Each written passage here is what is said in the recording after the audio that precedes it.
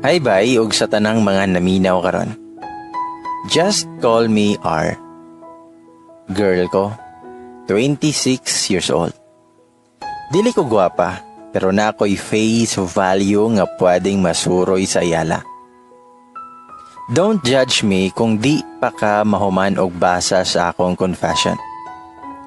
SPG ni gamay, so please pasaylua og naay mga dili open-minded rin. By the way, i-summarize lang nako akong story kay ug akong i-detailed perte jud taasa. Kibaw kong nayuban diha na readers o listeners nga kung makakomment taasa sinderoy. Napayuban nga part 1 to 3 na sad. Mao na ang akong paningkamutan nga mahuman og masabtan ninyo nganong mauna ang title. So here it goes.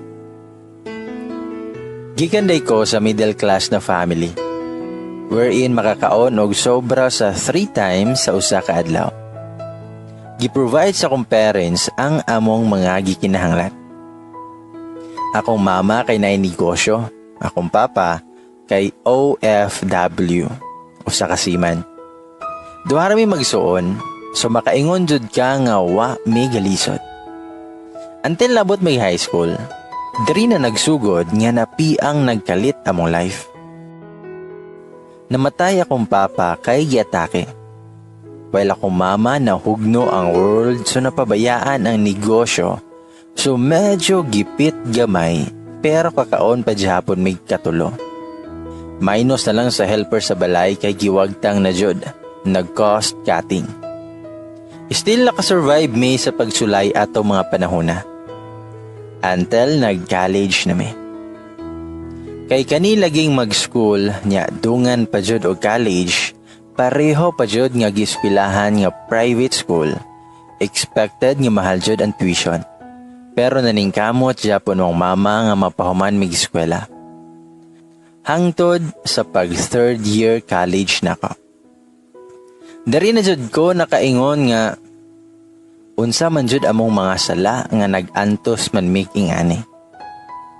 Nabot mi sa point nga mong allowance kay 500 pesos sa usa ka semana. Amoa pa jud nang tungaon sa kumanghod. Mukaon nalagmig ka isa sa usa ka adlaw. Lipay na kay mi og naay mag-birthday or magluto na among ka-boardmate. Kay manghitch mi bahalag mo ana mo nga bagag naong nga.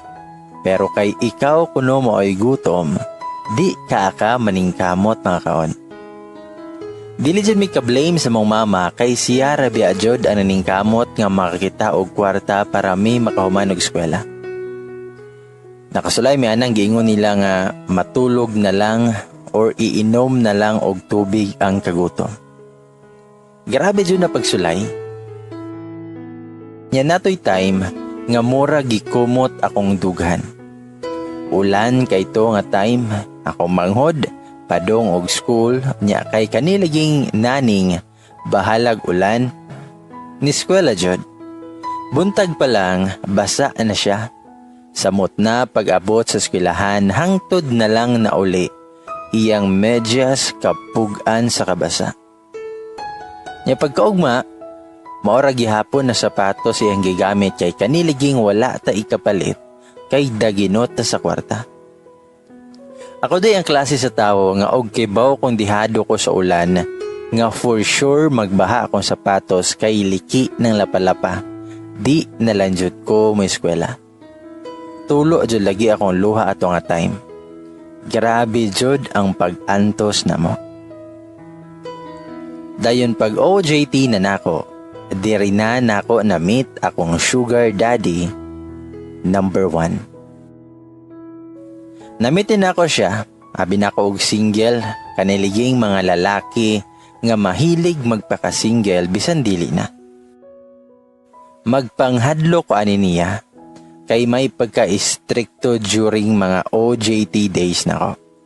Padong nahuman akong OJT, didto siya ni approach nga if mahuman ako, pwede ba daw nga magkita mi, maglaglaag if na time.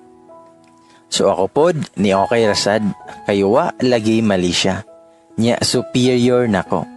Mauwaw ta mo balibad ba? Then human nag-OJT, prepared na sad para next school year.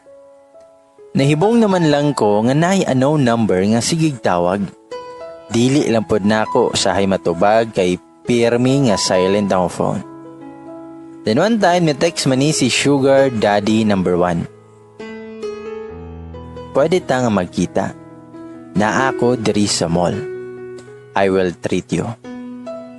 Na-reply pod ko, sure ka sir? Nawa bi ako'y pamiliti. Padong anha imo palang kong Indianon, paita dyan.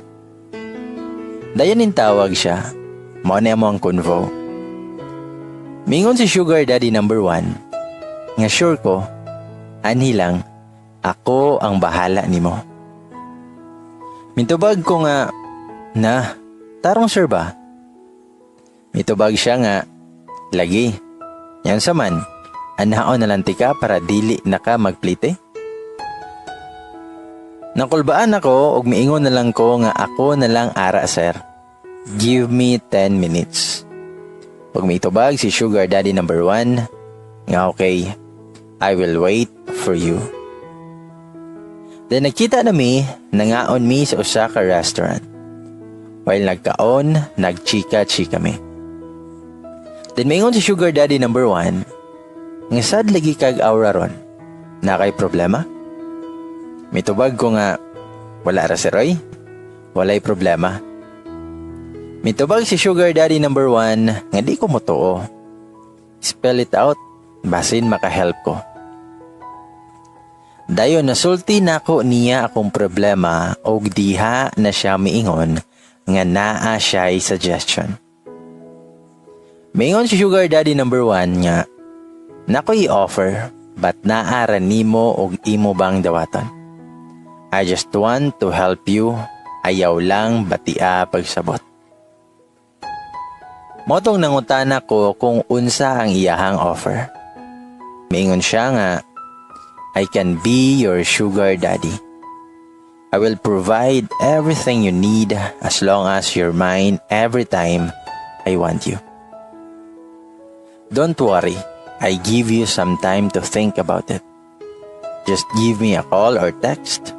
If okay nimo, then after that we will talk about the setup. Moto, akong giunohon na og ayo.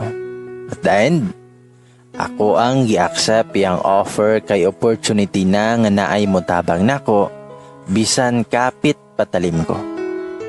Makatabang nako sa kumanghon? Oo, kabalo ko nga sayop. Pero kay kanilaging needed kay nato ang financial nga assistance, mauto nga nisugot na lang ko. Dayon sa amo ang first make love na mo. Dito, kumbate. Wa na lang pud ko nag-inoe, kay di na pud ko virgin, so naabot mig 3 rounds atong gabi ha. Take note, nag-check-in rami og usa ka in kay di nako carry nga mukuyog sa ilaha or sa boarding house nako. Sa paghuman, mga 3 a.m. na to, mingana siya nga early out daw mi kay 5 a.m. ihan duty, so ako pod kahinay-hinay og iles. Well, nag-ilis ko, nihatay siya nako og 5K ato na night. Ingon si Sugar Daddy number 1, nga allowance na nimo for this week. If kulang pa ganina, ing na lang ko or i-text ko kay ako ng punan. Nasya ko, pero gapasalamat na lang ko. So mo niya mong setup.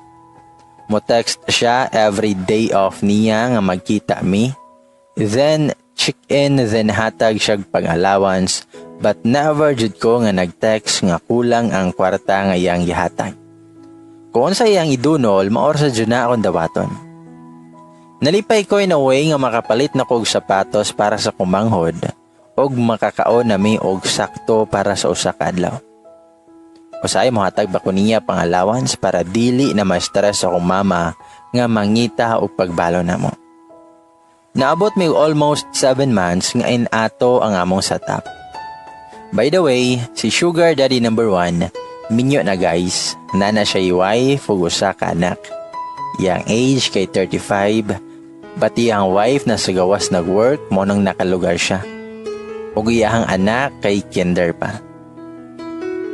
Dinatoy time nga nikalit bitaw na nga wa na ni kontak nako si sugar daddy number 1. Nya kana pa jud na time kay needed kay nako og cash kay tingbayad na sa school para finals. Nya kay duha mi sa akong manghod, ako na lang giingnan ako mama nga unahan na lang sa akong manghod og bayad sa tuition. Ako ray bahala sa kuha para pud ba nga dili kayo ma-worry ako mama. Nag-all na kay ko kay bisan usaon ako contact si sugar daddy number 1. Out of coverage area naman. Wala na kabalo kung asan ako manghulam og para bayad. Akong tigom na hinatag ni sugar daddy 1, di man katunga sa kong bayranan sa school. Nagmukmuk rajud ko ato, nya nagatubang sa kisame sa boarding house. Dayon nisod bitaw nagkalit akong best friend. Siya ko nganong nakasud man siya nga close man ang gate, nya ang pultahan pod kay close. Ako siyang giingnan nga naligi ka, yun sa mo pagsulod. Ito baga akong best friend nga niya na pag-ask na ako'y balita ni mo. Mitubag ko nga unsa man.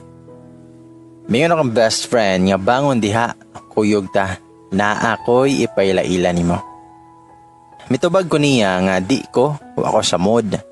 Kita kang di madrawing akong nawong sa kagool. May ana si best friend nga, ganahan ka nga matubag imong problema? Ako siyang gipangutaan na nga, kabalo day ka sa akong problema. Mitubag akong best friend nga, ooy, mag-best friend bagod ta og di ko kailan nimo, nawong palang daan. Believe jud kay ko ani akong BFF, wa jud ko'y matago ani niya. Kay mabasa jud dayon ko niya. By the way, ako ang best friend naa siya'y sugar daddy Japon. But dugay na ni sila, sukad ni stick jud siya aning iyahang sugar daddy. 3 years na ni sila. Hinoon na kaning iyahang sugar daddy, wala na ni asawa. Namatay na. Maunang open na sila sa public. Nya ang mga anak sad kay di irapod nila gimain kay nakita man pod nila nga wa gaabusar akong best friend sa ilahang daddy. Sumoto siya, magipalaila ko niya sa amigo si ihang sugar daddy. Padulong pa lang mi sa restaurant nga mo ang adtuan para i-meet sila. Iyahan akong giistoryahan og unsa na laki iyahang ipalaila nako. Ana siya nga istrikto gamay pero kung makauyon sa performance, ako hinatagan daw. Nya panalagsa ra kaayo siya mo stick o girl. In short, pilian ni si sugar daddy number 2. So ako, nana ko'y idea ug unsa to siya nga pagka sugar daddy. But sige lang, basta naalay pang tuition. Kaisa ra bitaw ug di siya kauyo nako, di malas, basta kabayad lang jud ko og eskwelahan. Dayon, naabot nami sa restaurant. Nagila-ila nami, istorya-istorya, until nananghid akong best friend o iyahang laki nga muuna na silaglakaw kay naasalay doon. So kami nalay nabilin ani ni sugar daddy number 2. Sa way pagduduha, nagkasinabot mi nga maunay setup na mo. Nya kay wa man po ni siya asawa kay dugay na silang divorce. By the way, American citizen siya guys. Pinoy. Age niya kay 54. Guwang na, but di kay mailhan nga mao na iyang edad kay alagang gym. Nya healthy ba? Mura lang og bago pag 40. So ana siya nga since wala man siya asawa, pwede rami magkita or text everyday. Di siya mauwaw nga mag-uban-uban mi or mag-date-date sa mall. Yapon mga anak dagko na sad. Batua sa gawas nag-base. By the way, na siya'y company diri sa Cebu. At time to time, lupad siya dito sa gawas kaya naapod siya negosyo dito. So makaingon jud ko nga big catch ni siya. So ana siya nga magkuyog mi atong gabihuna. So mo to, niadto mi siyang kondo guys. Didto ko niya gidala og naay nahitabo na mo. Grabe guys. Sa age niyang ingato, pawira oy. Nya dako pajud kaayo og bunal. Makaingon ko nag-enjoy ko niya guys kay maayo ka siya modala. Di jud ka niya ibiten. As in, makabugtog arteries iyahang mga damos. Nakabot may mga 5 rounds atong gabi una. Siyempre, dalang pahuway niya derby na sad. Buntag na ko nakauli ato guys. Ug dito ko na siya kay pagbuntag ana, iya akong yatagan og 15k kay nag-enjoy daw siya sa akong company. Wako katingog, nitando ra ko og say og thank you. Iya akong gipasakay og taxi og mingon siya sa kuha nga I'll see you tonight. Pagabot na boarding house siya akong igsuon kay nabuntagan ko. Asa daw ako gikan. Niyag tawagan ko kay di mo tubag. Ako siyang giingnan nga chikar taon niya. Mag-ilis ako kay bayad pa ko sa eskwelahan niya exam pa ko ron. Niya akong gitagan akong manghod siyang balon. Siya man akong manghod kung diin kunukog kwarta. Wala na lang po siya ni tingog kay gadali jud ko. Motong nakabayad na ko sa akong tuition fee. Nakatake na kong exam niya happy na ko kay nakaabot pa jud ko sa exam atong adlaw. Tinuli na ko boarding house kay mo pahuway na. Niya naabitaw na ni text nga, "Hi, this is..." Gapaila si hangalan. Si Sugar Daddy number 2 di ay. "I'll see you later at my condo. This is my address, just ride a taxi. Don't bother wearing something inner." With a smile icon. Agoy, nakaingon jud ko giganahan man ang tiguang. Patsige lang, ug ing ato yang hinatagan nga dako jud kaayog tabang diri sa kumpart. Ug mo to guys, didto ko niya pagabii og naa na say nahitabo na mo. Uli na sad kog buntag kay klase pa nya take pag-exam. Then human ang finals og nakaginhawa nako. Nya kani si Sugar Daddy number 2, perme jud may mag-uban. Halos na lang adto ko magstay siyang kondo niya everyday na jud ko yung mga bag-o nga gamit. As in, buhong kay ko niya. Then ATM na iyang padala nako para og moadto siya sa gawas iahara kong mapadad-an og kwarta. Nagdugay mi Sugar Daddy number 2 nga inato mo style. Bisan tuod ug inani ko, wa ko gaabusar niya. Maski isa, wa jud siya kadungog nako nga nidiman ko og bisan unsa na gusto nako ipapalit. Masyak na lang ko kay naa ako'y madawat if gikan siya sa gawas or gikan siya sa iyang company. Basta, naa jud siya itunol nako kada pauli niya. Wala sad ko na buntis guys. Kay gipa-check up jud ko niya og OB og then gipa-injectionan og contraceptives nga dili ko mabuntis. So okay ra ko ana kay lagi estudyante ko. So hanto nakabalo ko manghod og asa ko gikan og kwarta na pantustos sa among daily needs nga di naman mi magsigi og hangyo sa mong mama. Ako gipasabot og tarang ko manghod nga ako tong nabuhat tungod kaysa kalisod namo atong mga panahona. O at first ko siya kay dili daw maayo. Kabalo man ko nga sayop jud nga kapit patalim ko. Pero kay lisod manggutong panahona nga kinahanglan may tabang. Oo, nami mga parente nga pasalig kay nga motabang. Pero abot ang time nga kinahanglan na, iyahay na lang og balibad.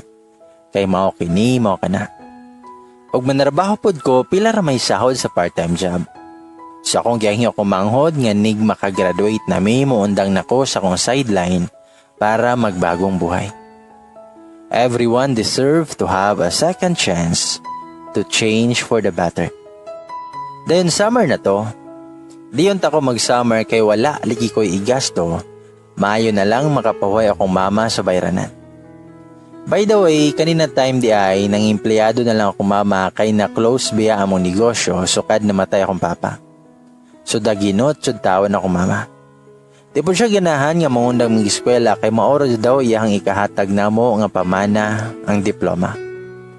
Loy biya ako mama maunang naningkamot jud ko bahalag illegal akong sideline basta mahuman lang jud nako akong pag-eskwela.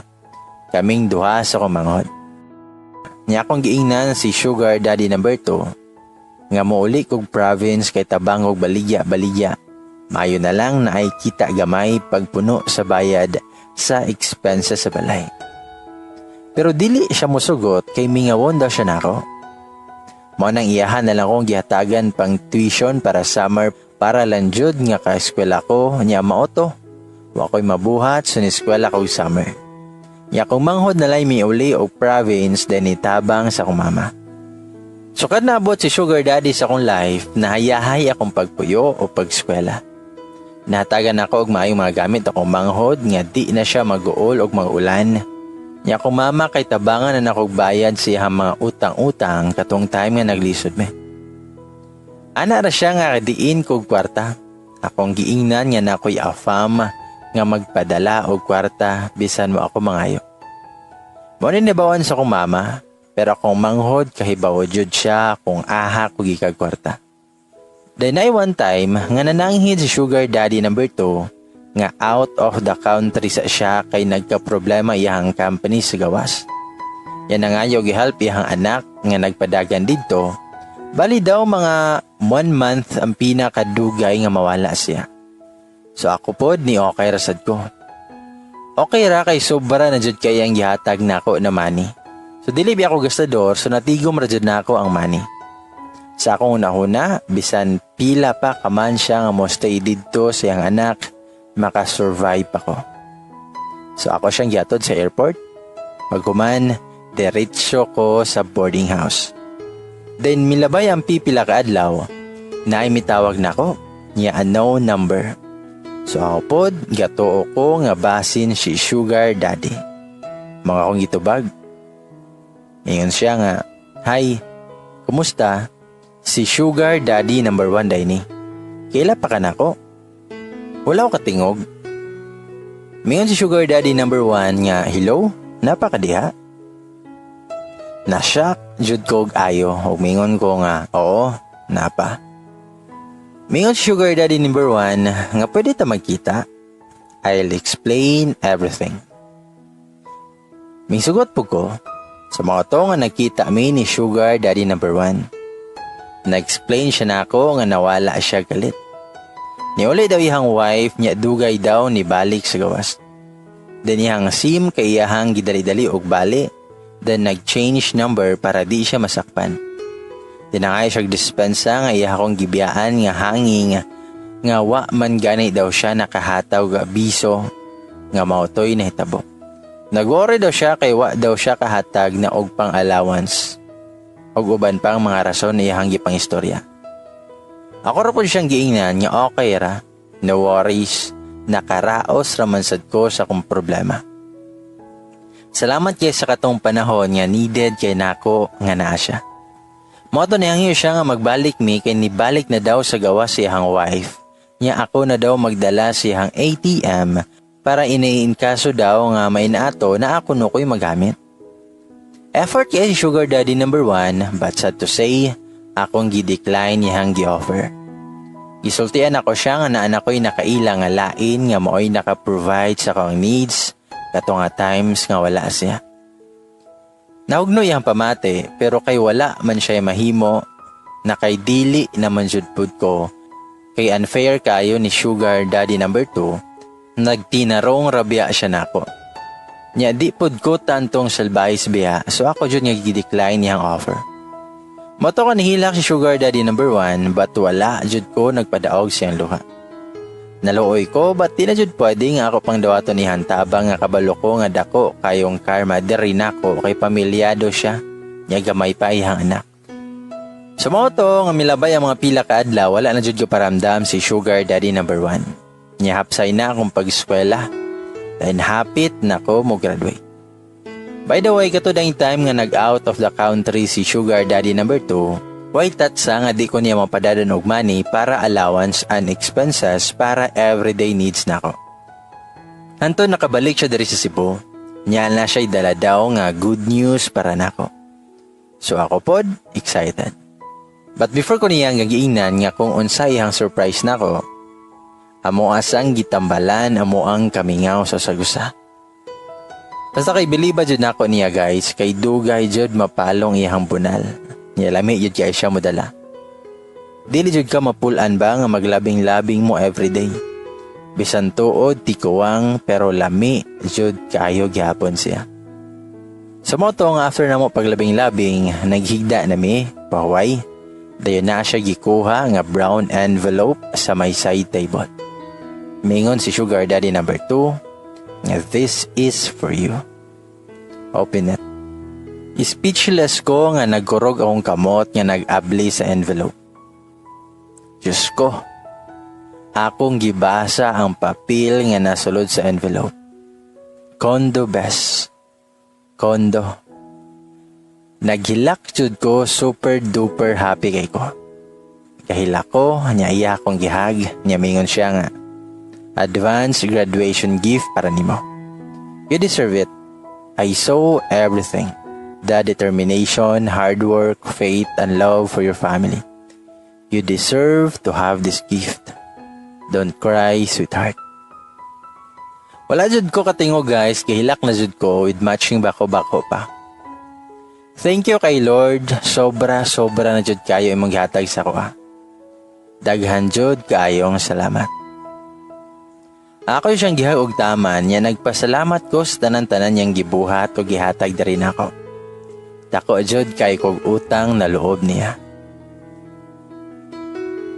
Dayon nakagraduate na ko guys sa college. Na-achieve ra jud nako akong goals niya karon. Nag-work nako sa usa ka company. Then akong manghod, isa na pod kasiman. Dako jud ko pasalamat ni Lord nga iyang gihatag namo nga mga blessings. By the way, naa Japon may communication ni Sugar Daddy number 2, but naa na siya sa gawas. Chat-chat na lang mi. Panalagsa jud kay siya moari og Pinas. Ako na lang usahay ang mo visit niya didto sa iyang place. Walay kami ni Sugar Daddy number 2. Pero FB minduha. F body. Ambot lang pod pero wa man jud ko nahigugman niya. Nya siya pod kay walay feelings rin ako. FB lang jud minduha. Karon single ra Japon ko. Wasad ko magdali nga maminyo. I just enjoy my life. Ladies and boys, mga listeners, mao kana ang story ni R nga Sugar Daddy.